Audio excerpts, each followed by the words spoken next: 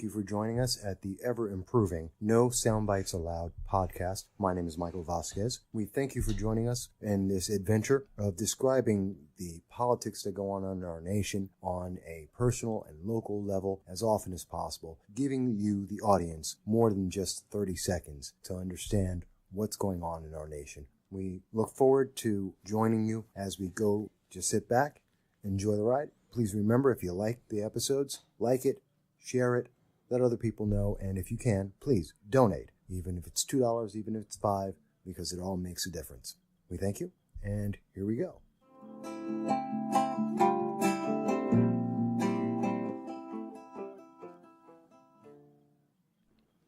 Hello, everybody, and thank you for joining us. That's right. This is the No Soundbites Allowed podcast, and we're very happy to be here with you. We appreciate and thank you, each and every one, because you make this worthwhile. You're the reason why we do this every day. And it's the reason why I enjoy doing this. And I'm your host, Michael Voss, the Dragon of the Southern Tier. Now, today I want to talk about something that's really great.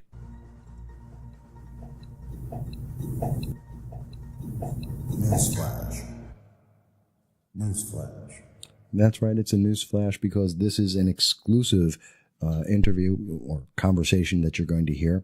You're not going to find this in any other news media because the rest of the news media decided that this event, both the protest and also the event itself, a fundraiser with Claudia, Tenney, and also David Nunes, representative of California, who is the chairman of the House Intelligence Committee, that the entire thing could be wrapped up in between 2 minutes and 28 seconds. That's the total of coverage. From Spectrum News coming out of Syracuse to some of the local news stations, the entire range, 3 individuals, WICZ, Fox 40 News, and Spectrum, their various coverages were exactly. The longest was 2 minutes, the shortest is 28 seconds. And I have to tell you, an event that took over 4 hours long, from protest and also the speakers at the event, how you sum up all of that, over 4 hours of information in less than 2 minutes, I don't know how you do that. And I can tell you that, and it's very important, because I want to be fair to both the protesters as well as the supporters and get the actual facts out there. So we're going to talk about the good, the bad, and the facts to let you know, and you can be informed and make whatever decision that you wish with this information and covering it all. Because that's the only way we can make the best decisions. I think that's something important for our nation. And I think that's very important and respectful to both the protesters and the supporters. Everyone should have their day. And I don't think that 2 minutes is enough time to accurately describe over 4 hours of information. You just can't. And in fact, part of the coverage was very incorrect. There was a gentleman, James Davis, who was identified by one news station as a protester. In fact, that's inaccurate. That individual who I interviewed directly and spoke to him was, by his own words, neutral. He was not there to be a supporter nor to be a protester. His main concern was to make sure people were able to hear both sides and that they were able to get a clear understanding of exactly what was going on and that there was no violence. And I'll address that in 1 second. So that's what he was there for, and he was misrepresented in the media as being a protester, which is inaccurate. So you have to be careful when someone's shrinking down over 4 hours of information from the major news media into 28 seconds. You're not going to get information. You're not going to get accurate information. That's really sad. And I know that the news media were there with me taping the event, and we had all been there. I was there the longest, and I spent about an hour and a half. The protesters themselves were there for about an hour.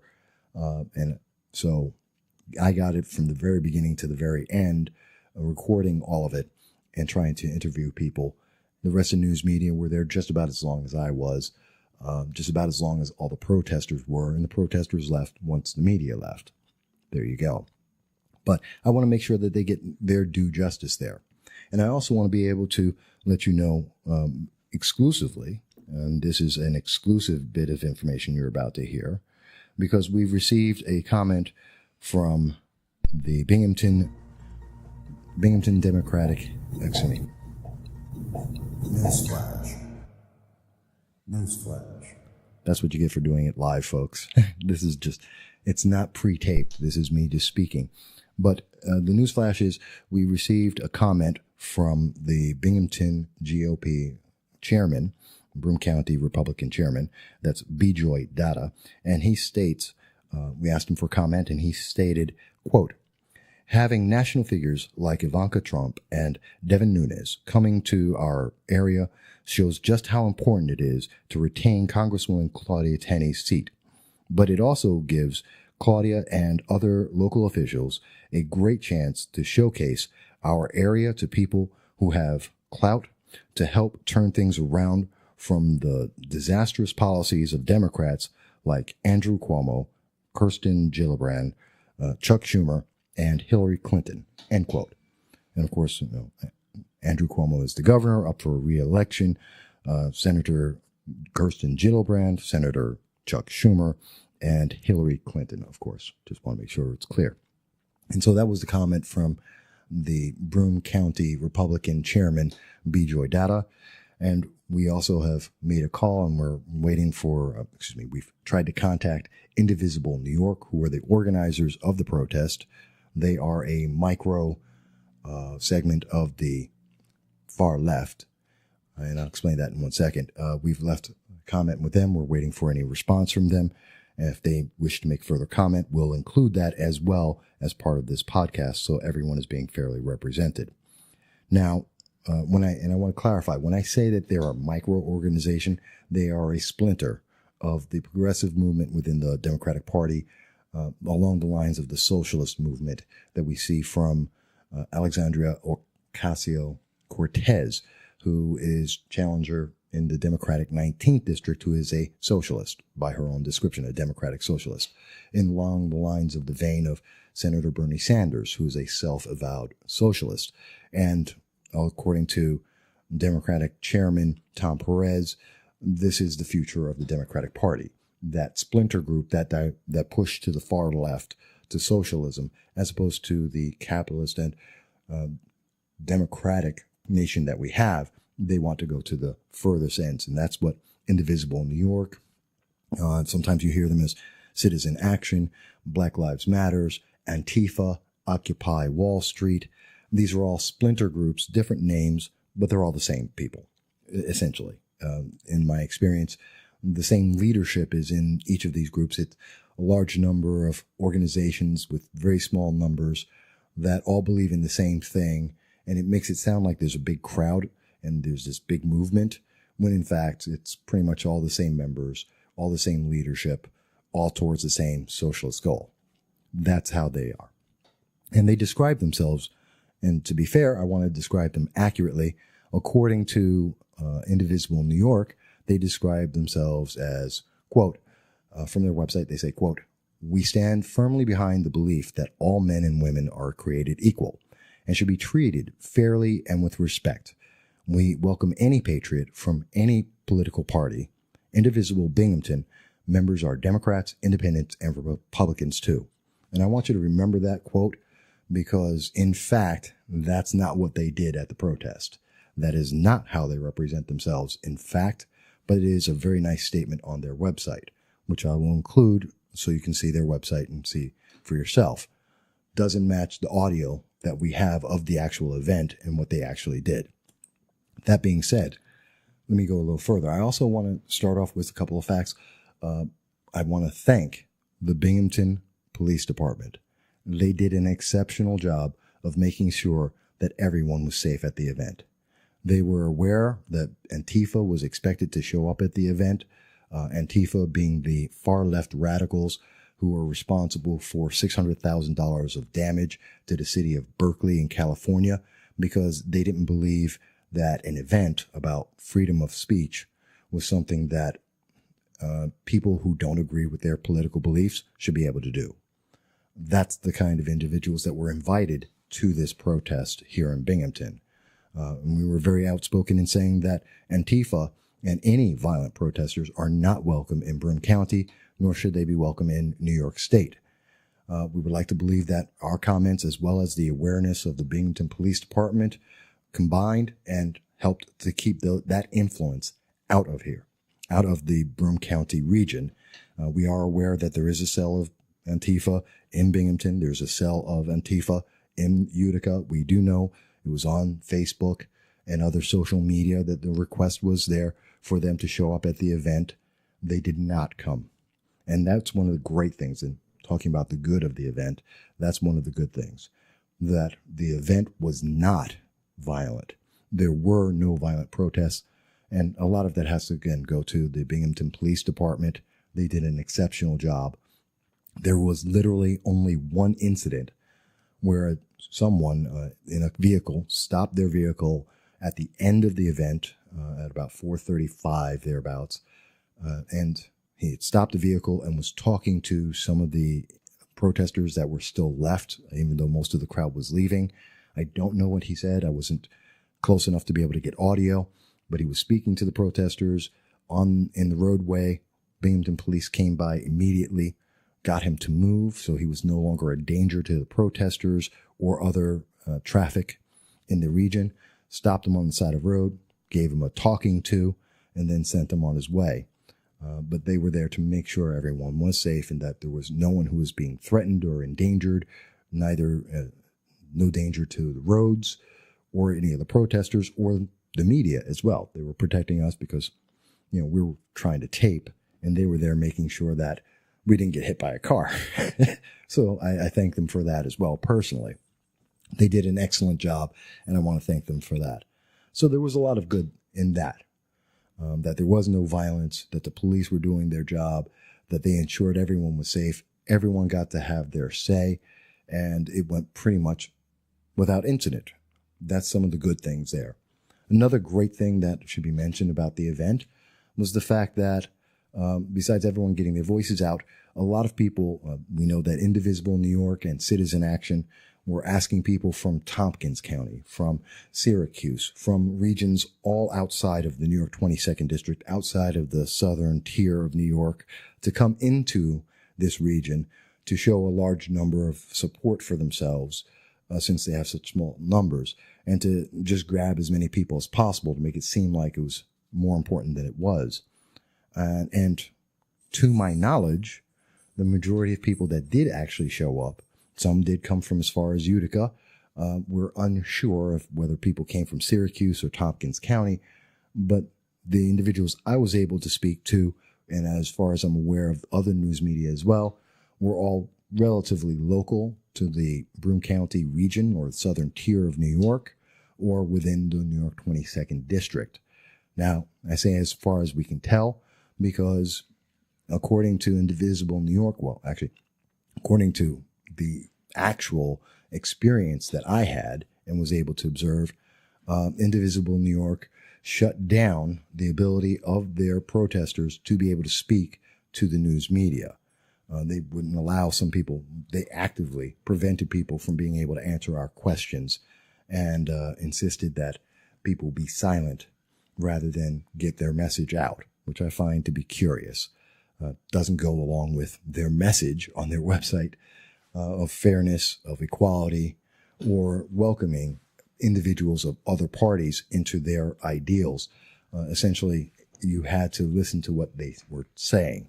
And I say that because a woman identified as Maureen, who was the organizer of the event, was actively telling people not to speak to me, as well as one of her assistants in the organization at the event, Lori, who was going around and spreading the word and saying, don't speak to the Republican. And that's how they identified me. You're a Republican, so we can't speak to you. And Maureen herself even said, leave the event, even though it was a public event and available to all the public, was trying to get me to leave and to silence me from speaking at the event, which I have audio of and I will play later. But that's some of the good things that happened at the event, that, everyone got to have their word and get to be heard. There was no violence and no disruption of the economics or the society, the community, and that's a positive thing. But we're going to talk about the good, the bad, and the facts. And these are some of the facts. Take them as you will. But we're going to take a quick break, and then we're going to come back. And when we come back, we're going to go into some of the bad that happened at the event. And we're starting from the outside working in. We're talking about the protesters right now. When we come back, we're going to finish with that. And then we're going to talk about what happened in the event, including some audio from Devin Nunes himself about what's going on in Congress at this time. So we'll be right back in just a moment.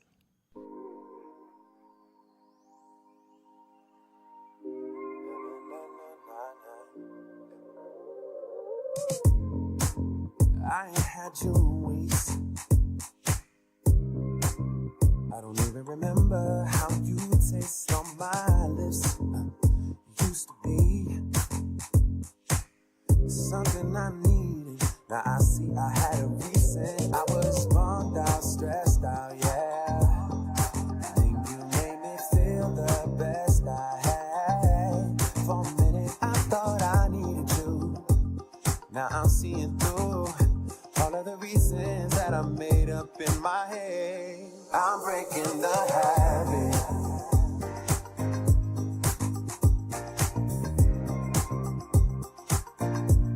I'm breaking the habit.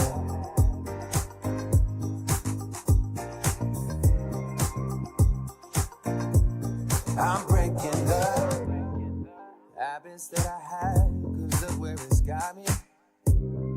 Searching for myself, didn't know I lost me. I ain't no saint. Let the devil have a way. I regret it every day. I was bummed out, stressed out, yeah. Think you made me feel the best I had. For a minute I thought I needed you. Now I'm seeing through all of the reasons that I made up in my head. I'm breaking the habit.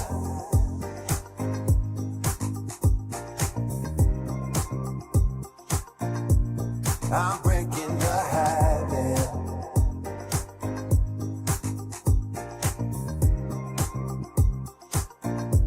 I'm breaking the habit.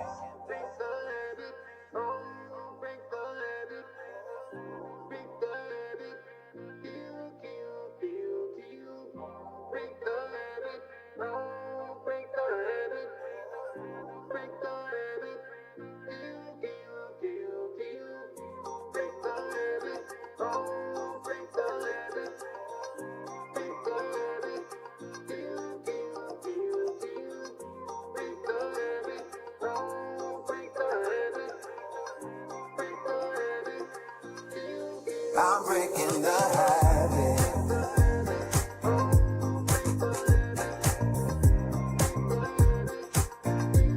I'm breaking the habit.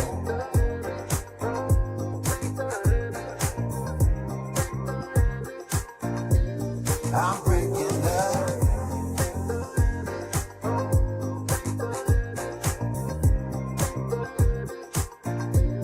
I'm breaking the habit.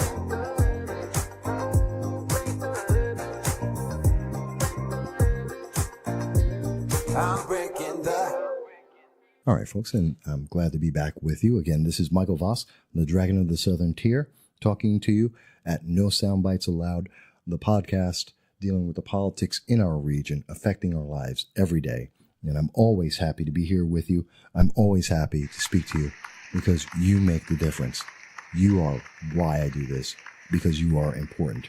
And making sure people know what's going on in our politics, in our region, to make informed decisions, that's the most important thing.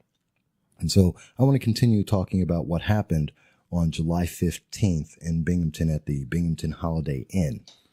And I want to talk, we've been talking a little bit about the facts, about how the news media, the general main news media, shrunk down a 4.5-hour event into 2 minutes at the most. 2 minutes of coverage to talk about what happened in 4.5 hours. That's just not accurate. And that there were some factual discrepancies there. And I do want to advise. Now, one of the things that should be also clarified is this was not a town hall. And I know some people have misrepresented it and stated that it's a town hall. It was not a town hall event. I know on WNBF Today, where I was speaking about this a little bit earlier in the day, the event was not a town hall. Someone said it cost $500 to show up to this event and that it was only for elites. That's not correct. It was well advertised, both on social media, in emails, and mail, that this was a fundraising event, and tickets were $25 per person. So that is actually a fact. Some people have said that it was exclusionary, and that's not correct. There was also an individual who's quoted by the news media as saying that they would be arrested for being at the event. That, to my knowledge, is not correct either. There are some individuals in Indivisible, New York, who have been given orders of protection to stay away because of previous actions that they have done where they violated the law and they have caused incidents at other protests. And those individuals were obviously not allowed to be in because they violated the law. Now, that may be one of the individuals. It was not clear. But other than that, I am unaware of anyone who is denied the ability to get into the campaign. I also know there's a report out there by some of the media saying that the Tenney campaign denied the ability to be able to speak to the news media. I'm not aware of that. And my sources tell me that that is not correct, that no news media were denied the opportunity to speak to Claudia Tenney before or after the event. I can't speak to whether that's 100% accurate. The sources I have tell me that is not correct, but I could be wrong. I'm still checking on that as we speak. But that's to give you some further background information about what actually happened at the event.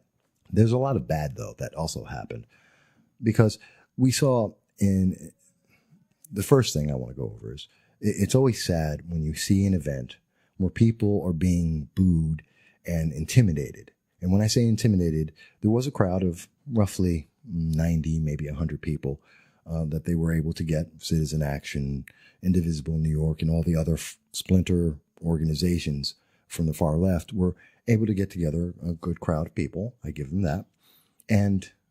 But they were screaming shame and boos and traitor to anyone and everyone who walked into the Binghamton Holiday Inn.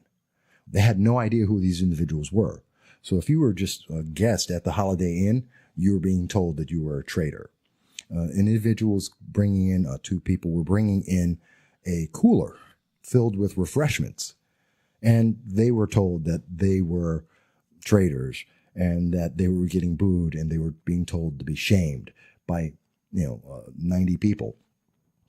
That they didn't even know, the crowd had no idea whether these individuals were part of the Tenney event or not.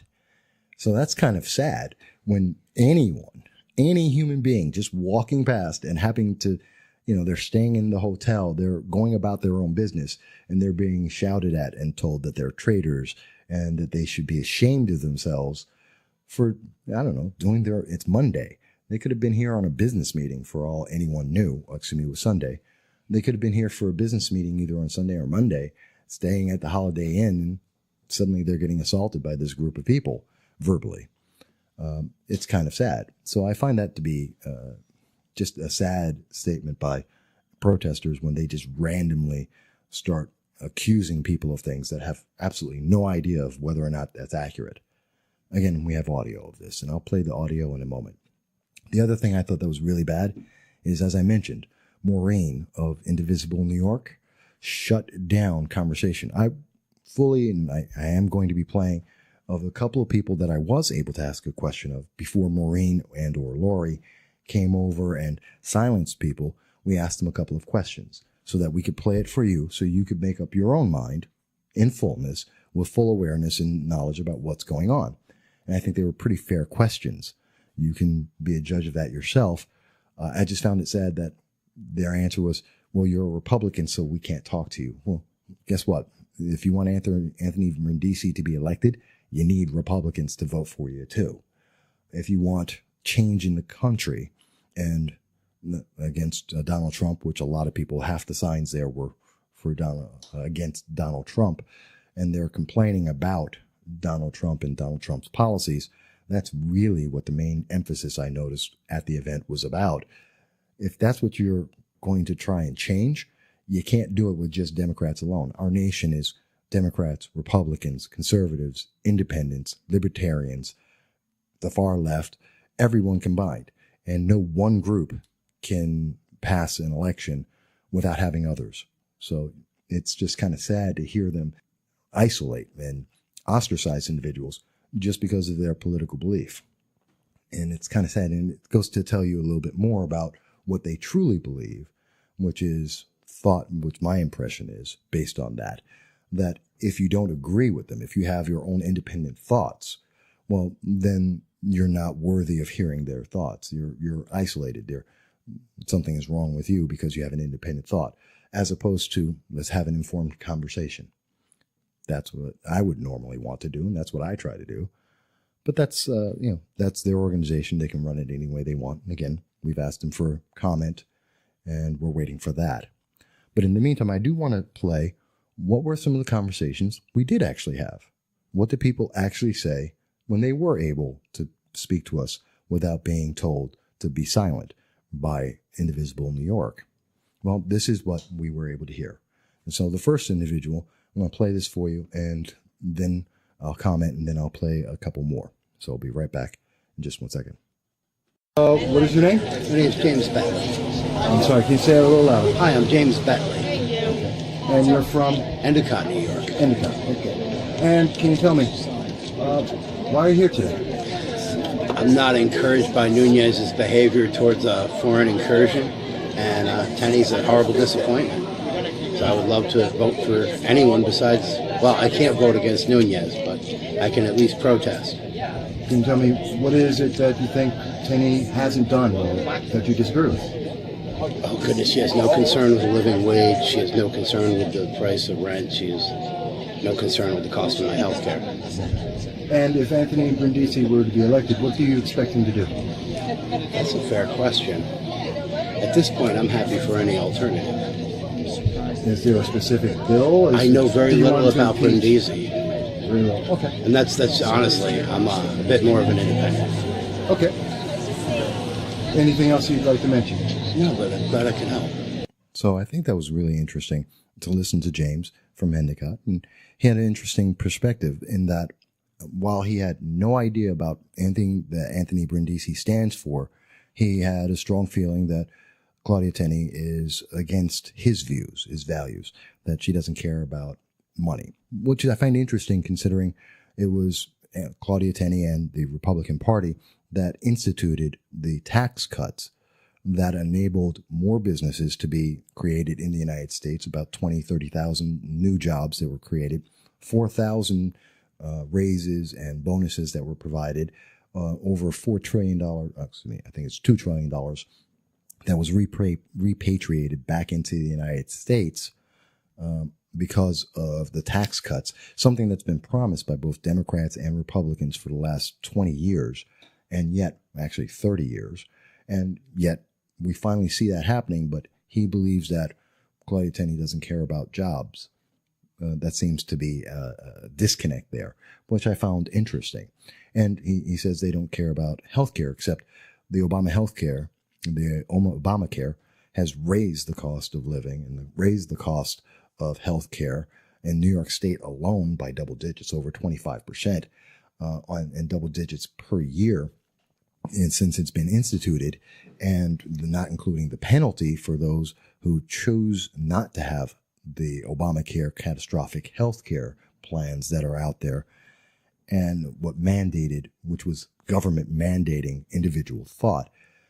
But yet his opposite side, and that's fine. I respect the fact that he had that opinion, but I just find it curious.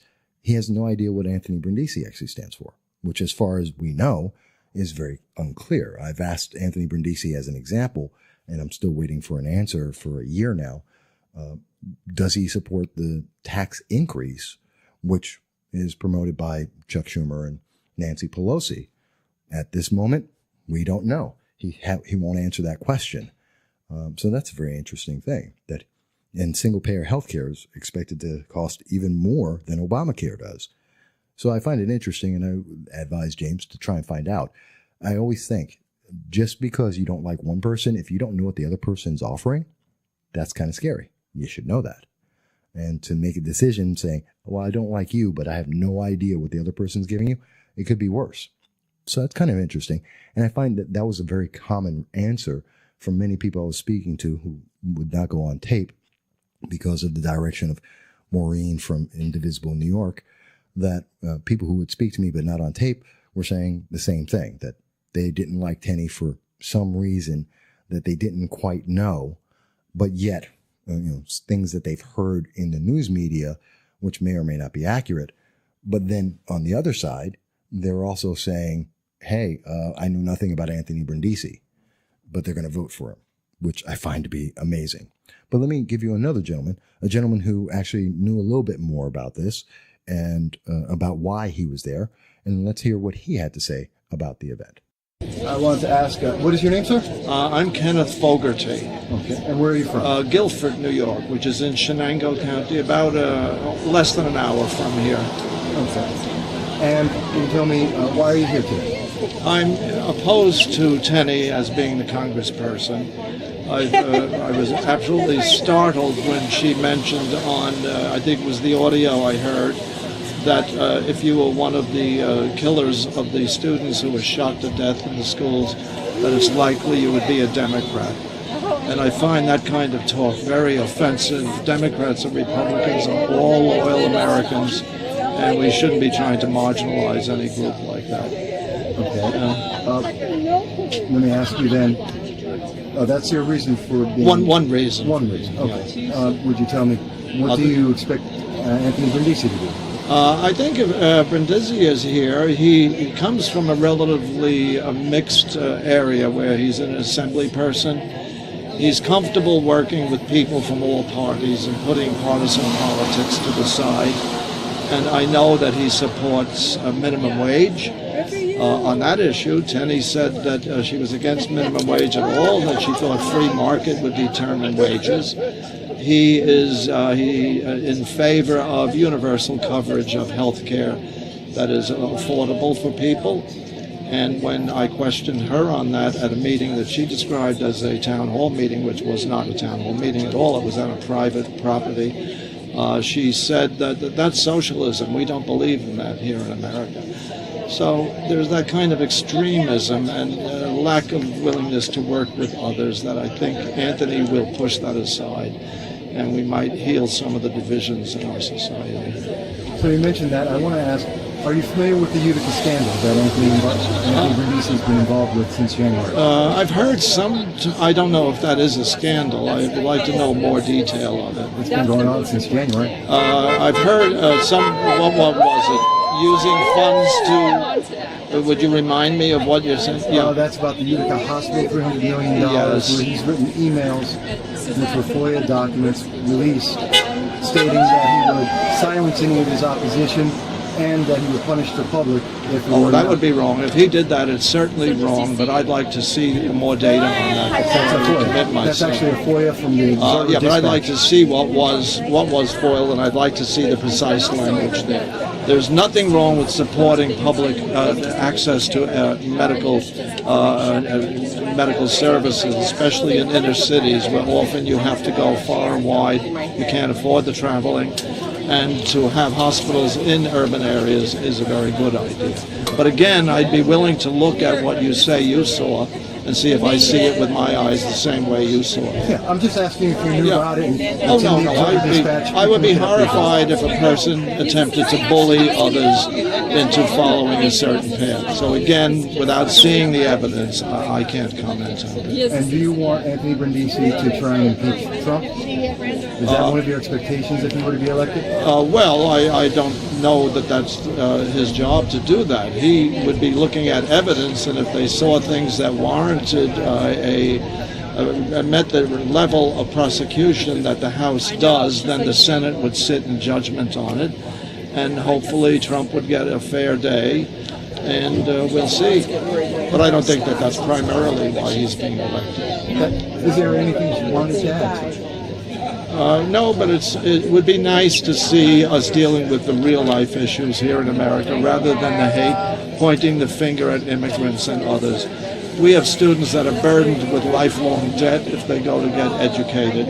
I myself had the advantage of public education that was free in the City University of New York back when I was a child, without which I could not have gone to school. And I wasn't burdened with these heavy debts that are on the young generation now. So we really have to focus on solutions to those problems and not to be saber-rattling with all of our friends and so-called competitors in the world. Approach diplomacy with a diplomatic way of thinking. So that's what we do. And so that was just Kenneth out of Shenango. And I do thank him for also taking the time to speak with us and to give us his thoughts. And I find it interesting. He was one of the most informed individuals that we were able to do an interview with at the event. And it's kind of interesting because while he's well informed on a lot of misinformation. Again, this conversation we're having is about the good, the bad, and the facts that are out there. And he misquotes. The first thing that he says that he's against with Claudia Tenney is he misquotes, and this is a very popular misquote that was put out there by Indivisible New York and Citizen Action and a few other groups, that Claudia Tenney had said that Democrats were mass shooters. That was never said. And that's absolutely incorrect. People should go out and listen to the actual interview by Dicker, who is the one she was speaking with at the time. She didn't actually say that. And that's been something that's been well reported. And we actually did an article on that. And I'll include that in the comment section on the podcast so you can look that up for yourself and listen to the conversation yourself. So he had that misunderstanding and that misconception. It's a misrepresentation that's been put out there that it's the first thing that he comes to. But in addition, he's also talking about there it is.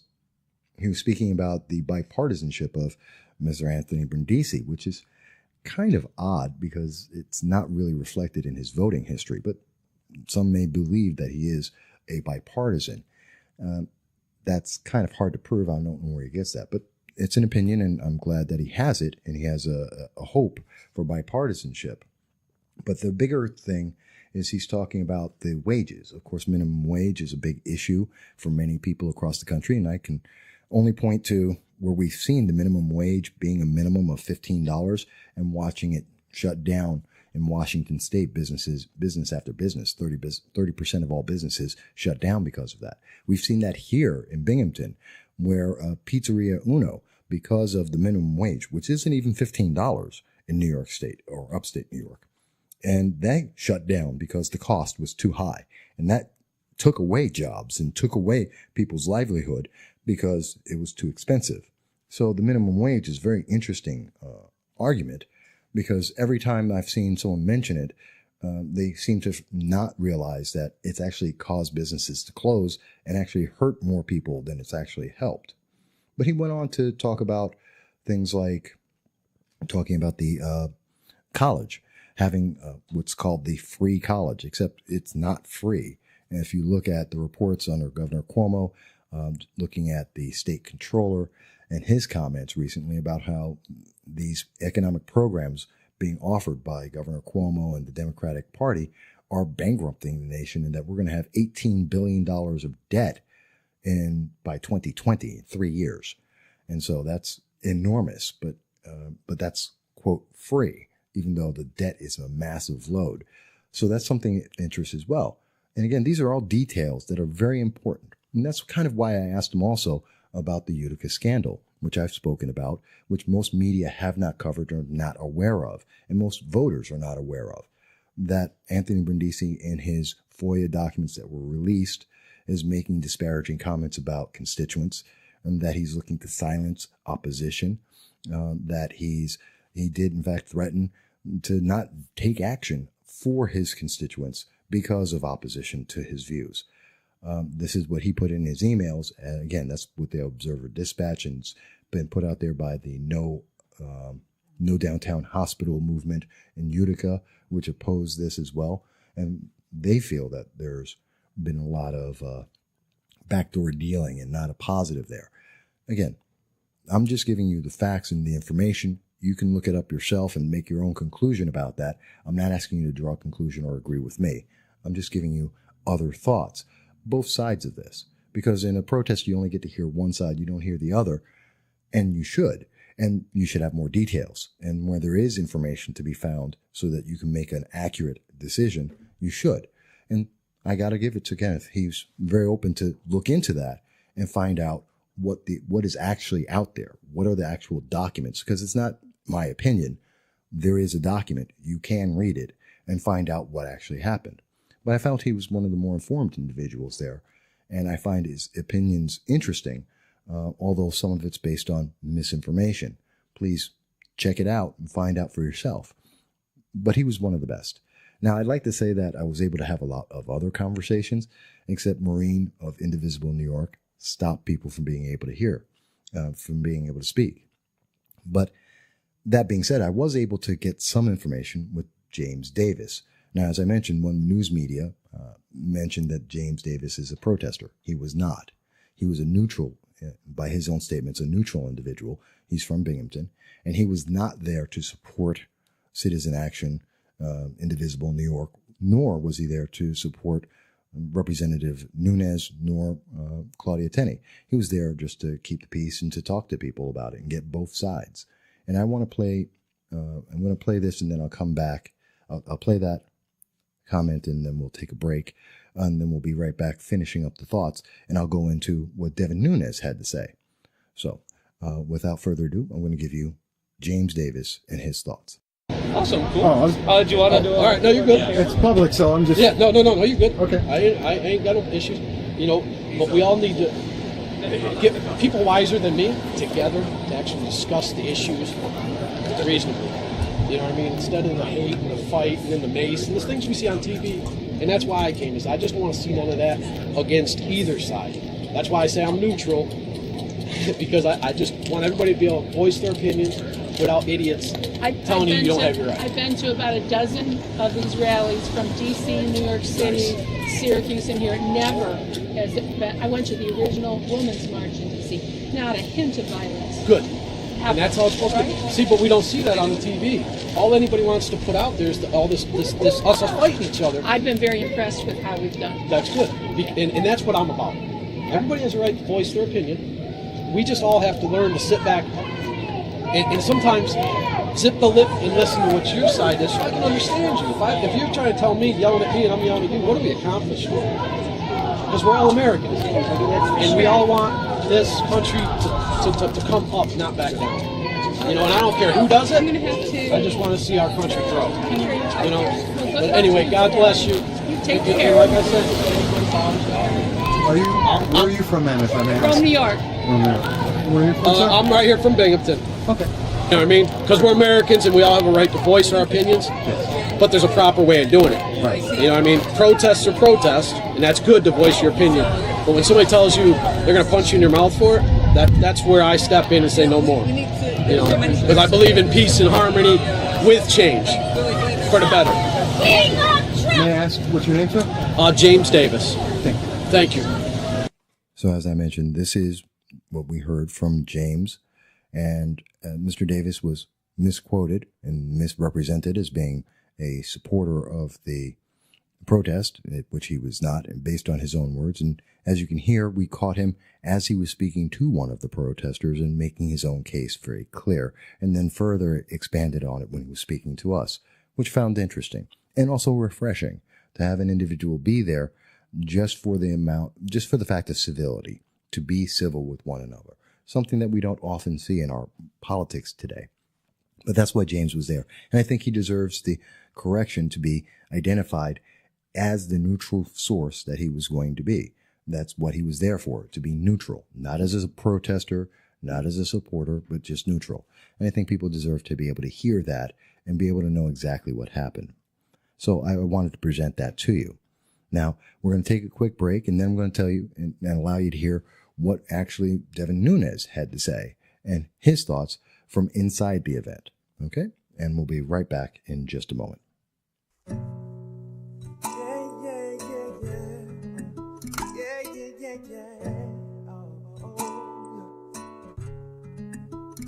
I say, lady, I'm feeling like we ain't got no damn patience. It's too excuses why we cannot do this face to face, and then we cry, wonder why we ain't on the same damn page.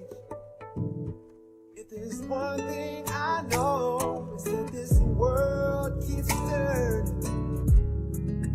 No one seems concerned. Whoa, it's that this world keeps turning. One thing I learned,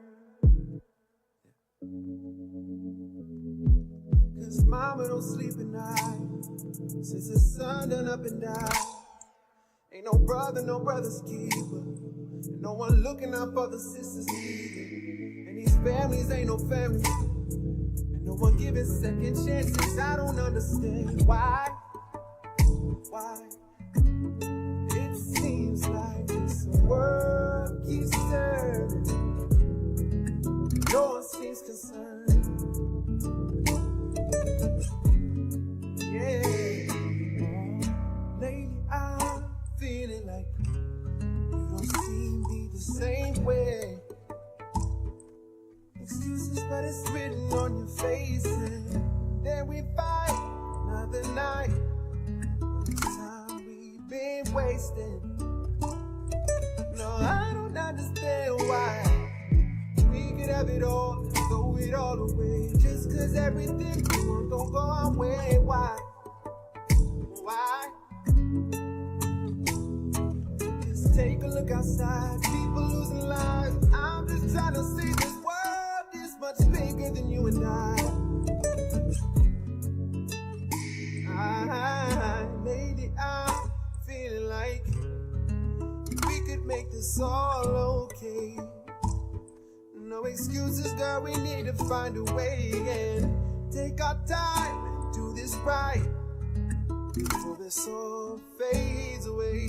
'Cause if there's one thing I learned, it's that this world keeps turning. If there's one thing I learned,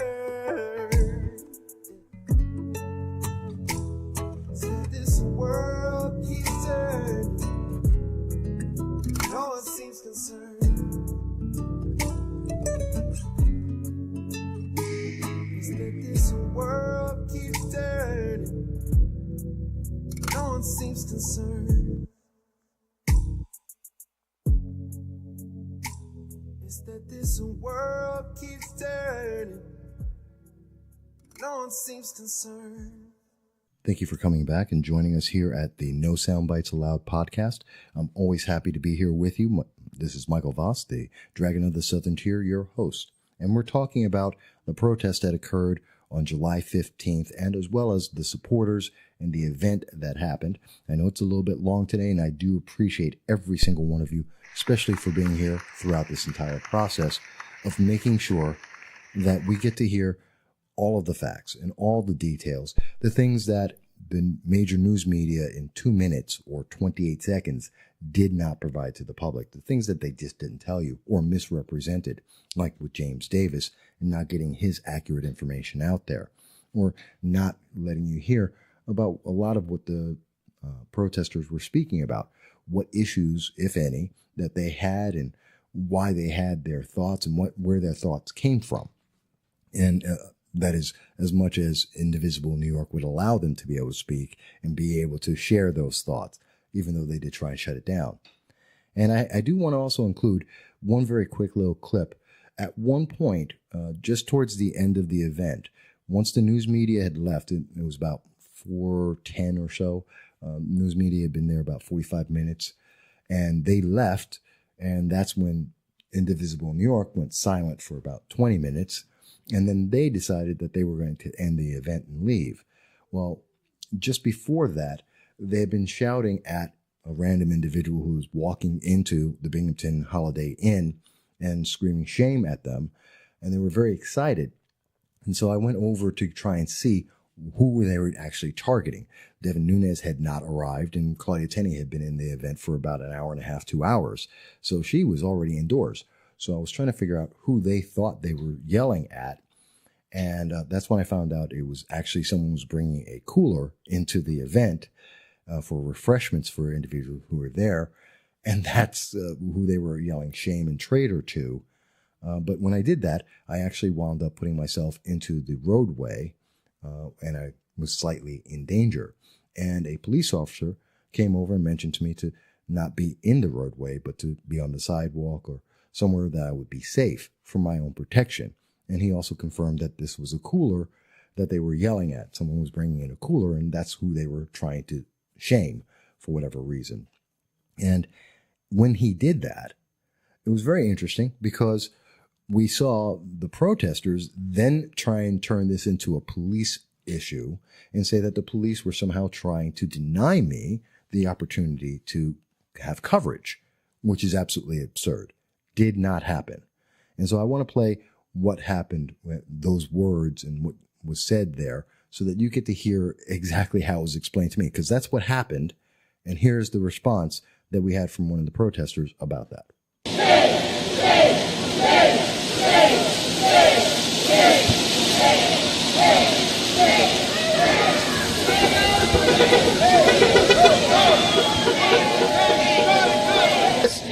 This isn't a police state. Why? You're allowed to stand right there and take pictures when they come in. You're not blocking traffic. Press has to do its job. Don't let those thugs push you around. He didn't stop me. Good. That's right. You tried. He didn't. We're with you, brother. Okay.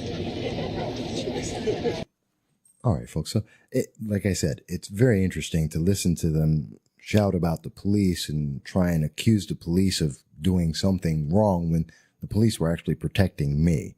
And they weren't trying to stop anyone, any member of the press, from being able to do their job. They weren't stopping any of the protesters from being able to protest. Far, far from it. They were just trying to make sure everyone was safe. And yet, the protesters were looking at it as, well, this is the police trying to be thugs. No, they weren't. That the police were trying to somehow shut down the voice of the press. No, they weren't. And it's often what we see in these kind of cases where they're looking at it from a very jaded point of view and trying to create a scenario and create a scene that did not exist. The police did not try and stop me at all, and only were protecting me. But that's what the protesters were putting out there. And I'm sure if you asked the gentleman who did that he would say to you, it was about 4:24 in the afternoon when he did that. If you asked him, he would say, oh, the police were being bullies. No, they weren't. Not at all. Not in the slightest. And they hadn't tried to do anything to stop anyone from covering anything. But, that's just the way they show it.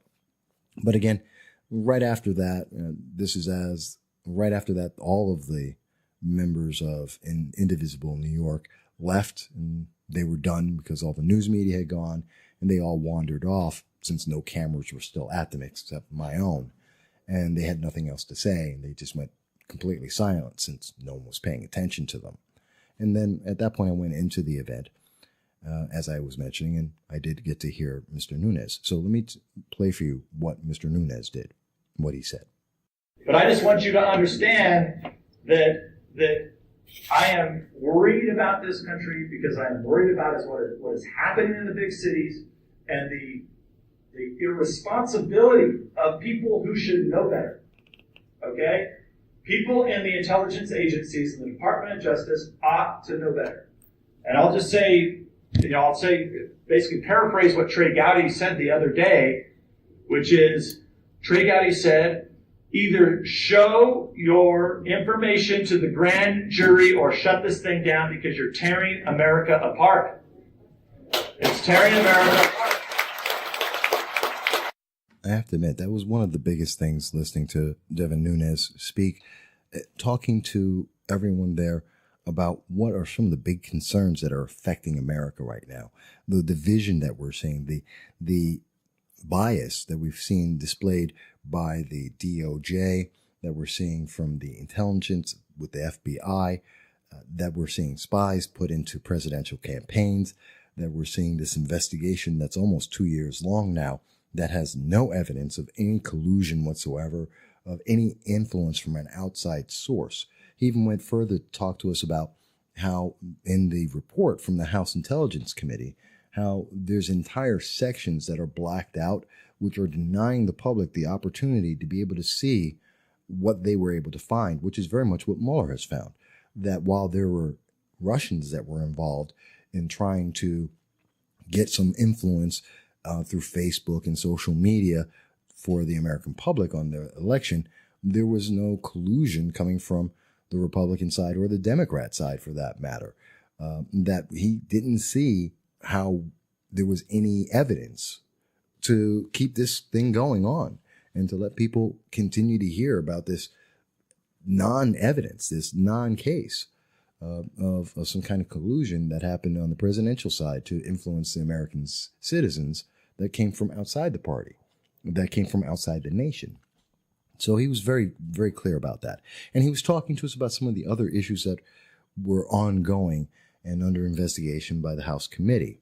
And then he opened up to the floor. And again, I would have more information, except, just like anyone else in the media, the event had no taping. There were only isolated things that I could get.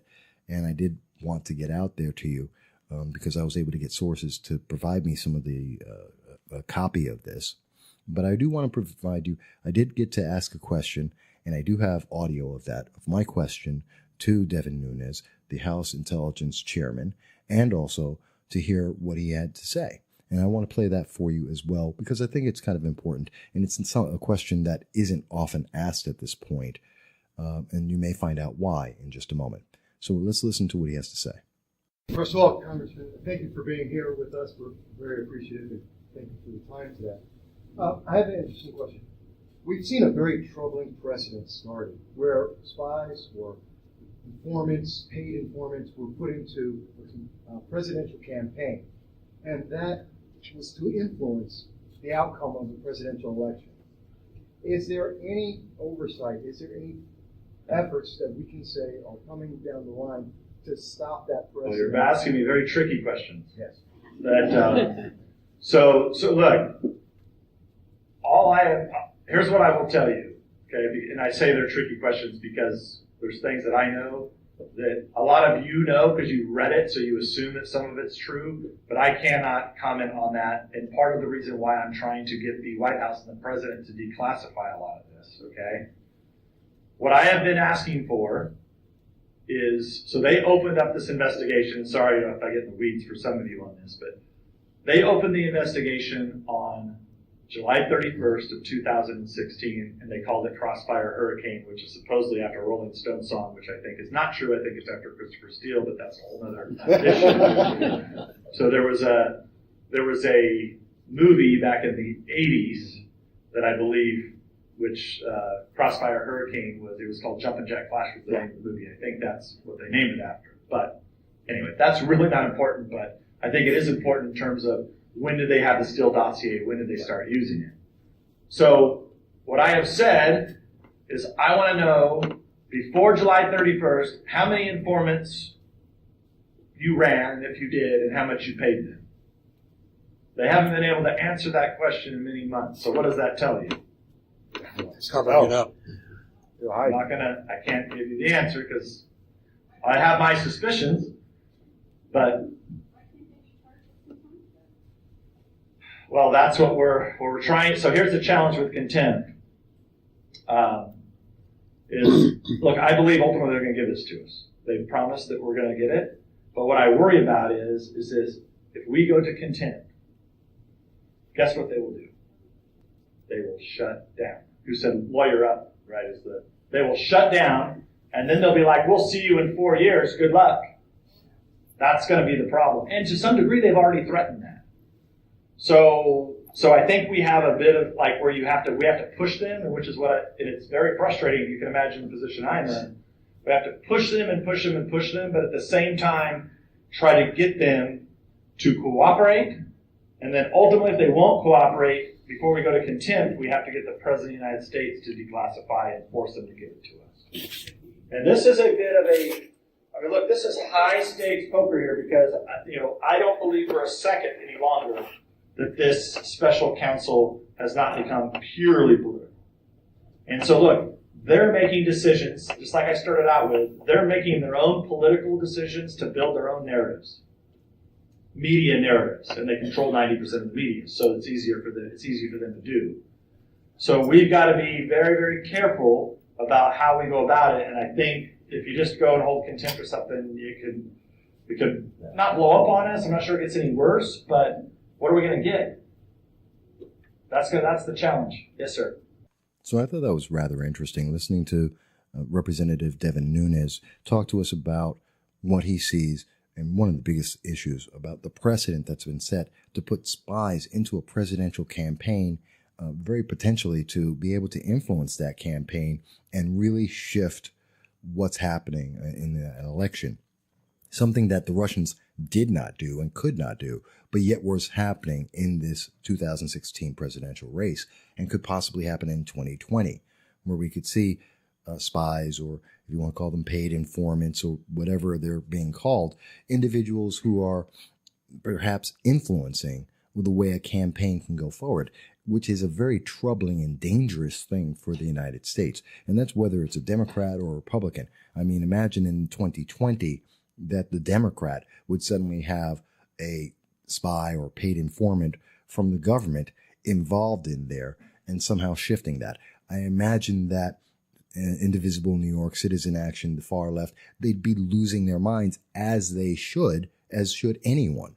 And that's a very troubling question. And I'm glad to hear that that is something that has not fallen to the wayside as we listen to the Democratic Party switch the subject onto many, many, many other issues or non-issues, depending on how you feel about it, and continuing to switch from subject to subject to subject to constantly say that, the economy is bad, even though we have the lowest unemployment in a long time, and we're watching people have jobs and create new businesses.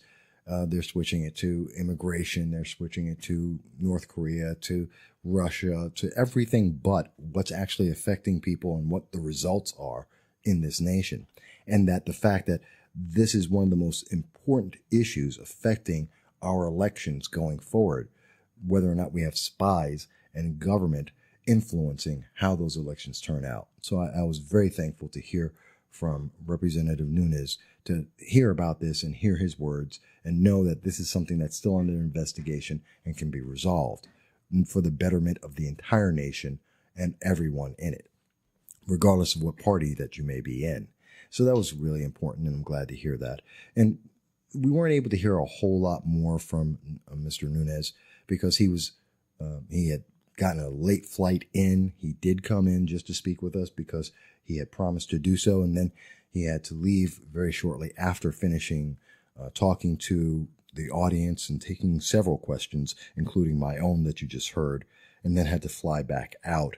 And he is from California, so he's got quite a bit of flying to do, and going back to D.C., I imagine, for Monday to be in session, and talking to Lisa Page, who, like Peter Strzok, who was speaking to the House about their texts and emails and their potential bias as they were investigating President Trump and what happened in the 2016 election. So that's a very important thing, and we were able to hear that. And so I think that was really useful. But again, this is information. Right now, you know more about what happened inside the event than any news media. In 2 minutes, they gave you none of this. In 2 minutes, they weren't able to do. And the sad thing is they're editing a lot of what's being said. When you're hearing that a 4.5-hour event is cut down to, at best, 2 minutes, at worst, 28 seconds, you've missed something there. That's someone's impression of exactly what's going on, and they're cutting out a lot of information. Now, whether you like the fact that I've put out what people actually said, whether or not you like to hear the whole event, the fact is these are the things that happened. These are what people did say. This is some of the misinformation that they had when they made those statements. These are their thoughts and how they viewed it. This is what Devin Nunes partially said at the event, and there was Claudia Tenney with her comments as well. So I wanted to give you as full a thought as you can receive. And I know it's a long episode. Not everyone listens all the way through, but everyone who did, I appreciate it. There's a lot more of information. I have a lot more video and a lot more audio, and I may release some of that as well. But I wanted to give you a very clear picture of what really did happen. What were the good things? What were the bad things? And what were some of the facts that were there that no one else has provided to the public? And that's what we do here at No Soundbites Allowed. We don't believe in 30-second coverage of 4-hour events. We don't believe in 2 minutes of coverage of a 4-hour event. That doesn't serve the public properly. And hopefully this helped to serve it a little bit better. No matter which position or which side you take on it, that you have a more full idea of what happened and what was said and when.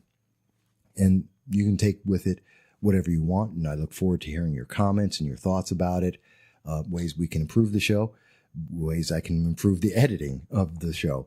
So I want to thank you for that. I thank everyone for having listened and checked out this episode. We are still waiting for any comment from Indivisible New York, Maureen, who runs that organization, or any of their representatives. And if they do, we will add in that comment and have it verbatim for you. As of this moment, they have not, and we don't expect that they probably will. But if they do, we will include it. And they're welcome to come on to this program at any time to discuss any of their thoughts and concerns as we continue to extend the request to Anthony Brindisi for 1 year and 3 months now, to ask him to come onto the program and answer our questions. I know that I do want to mention Donald Lapardo will be speaking with us in an interview on Friday the 20th. We've already spoken with County Executive Jason Garnar, Assemblyman Clifford Crouch, and we have several other interviews coming up as well in the near term. And I left out State Senator Fred Akshar has also had several interviews with us. We'll be speaking with a few more people shortly. And we do expect to have an interview with Congresswoman Claudia Tenney shortly. And we will provide all of those unedited for you to hear in full. But until then, we thank you, each and every one of you. We hope that you have a great day. And we're going to end this with a little bit of a song, and we hope everyone will be well.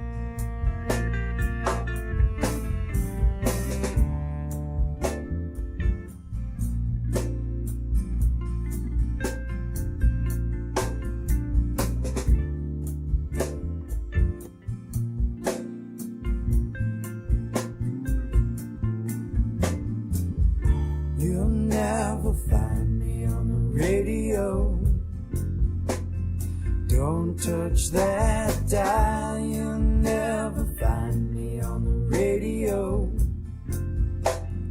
Coming to you live from the sound of wisdom crashing on the live low.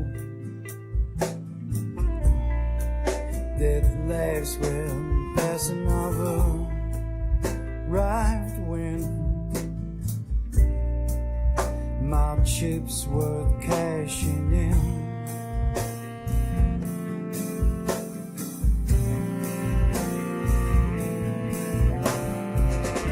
You'll never find me on the radio.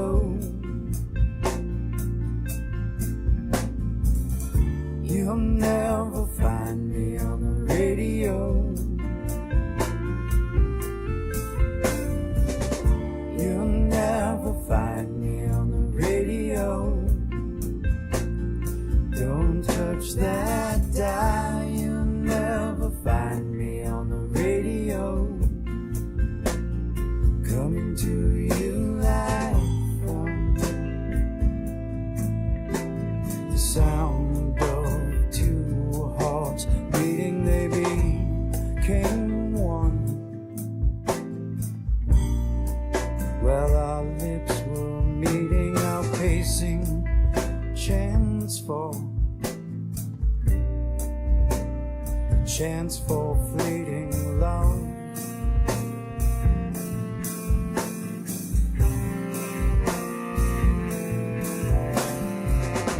You never find me on the radio. You'll never find me on the radio. You'll never find me on the radio. Don't touch that dial. You'll never find me on the radio. Coming to you live from secret needs of never being tired of loving its endeavors, being lies of. We like cloaks and daggers too.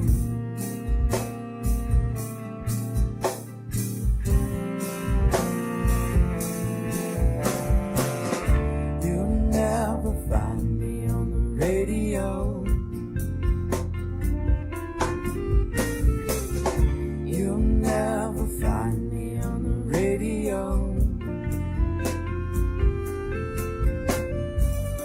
You'll never find me on the radio.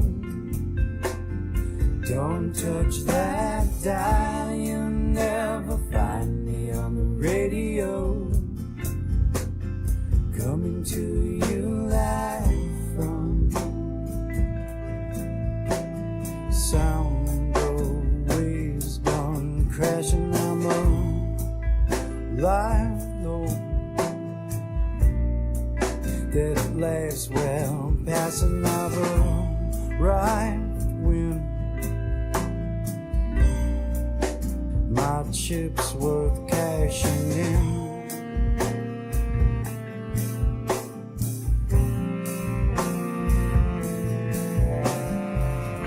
You'll never find me on the radio.